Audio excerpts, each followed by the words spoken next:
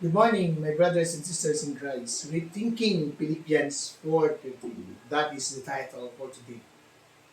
I repeat, Rethinking Philippians 4:13. I can do all things through Christ who strengthened me.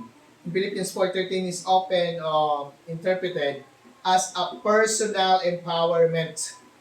But within the context of Philippians 1:4, it is primarily speaks of spiritual endurance, contentment, and reliance on Christ rather than personal success here on earth. The book of Philippians is one of the Paul's most personal encouraging letters written during his imprisonment. And it provides a powerful message. And today we will meditate on it, one of the prominent letters or familiar verse in Philippians, in the book of Philippians, which is often misquoted or misinterpreted. So it's time to rethink about the real meaning of Philippians 4:13. First, endurance in sufferings. He urged believers to stand firm on what? In sufferings, considering it is a privilege to suffer for Christ. It is a privilege to suffer for Christ. In Philippians 4:13, Paul's strength does not come from his circumstances, but from Christ's empowerment to endure suffering. What does I can do all things mean? Light of sufferings. Paul is not suggesting he can avoid sufferings, we can avoid sufferings, but rather that he can endure it, we can endure it through Christ. Christ empowers us to endure sufferings, my dear friends in Christ, not guaranteed of success. I can endure anything with Christ's strength. Do you believe that? Believers should persevere um, in faith even facing suffering.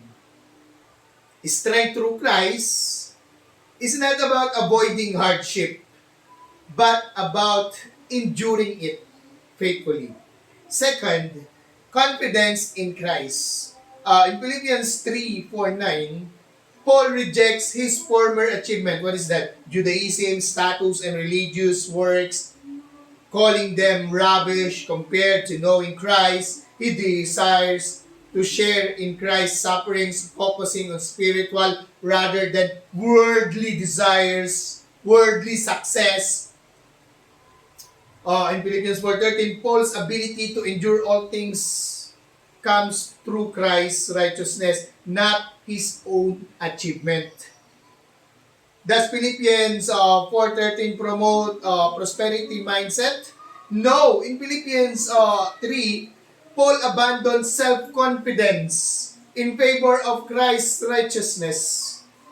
This suggests that all things in Philippians 4:13 refers to spiritual endurance, not material gain.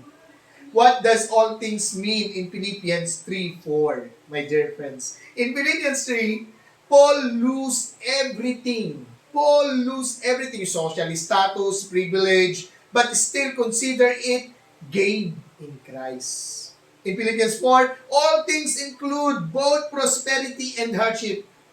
Both prosperity and hardship, and Paul finds strength in Christ in both situations.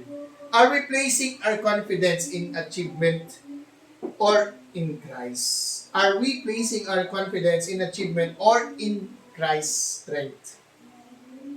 True strength does not come from our own ability, but through faith in Christ. We must let go our pride, self-righteousness, depending fully on Christ, my dear friends.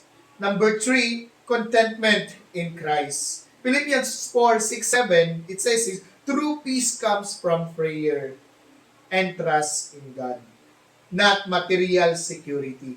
Philippians 4:11-12, Paul has learned to be content in all situation of his life, whether in poverty or in wealth. Philippians 4:13, Paul's contentment is rooted Christ, not in circumstances. How does Philippians 4:13 challenge a materialistic mindset? Many people interpret this verse as a promise of success. But Paul's message is that contentment comes from trusting Christ, not in gaining more here on earth. Thus, Philippians 4:13, my dear friends, promise success or endurance. Rather than promising the ability of achievement or achieve anything, Paul is expressing confidence in God's provision and strength any situation of his life. Are we using Philippians 4:13 seek contentment in Christ or to justify worldly ambition? Philippians 4:13 is about contentment, not achievement.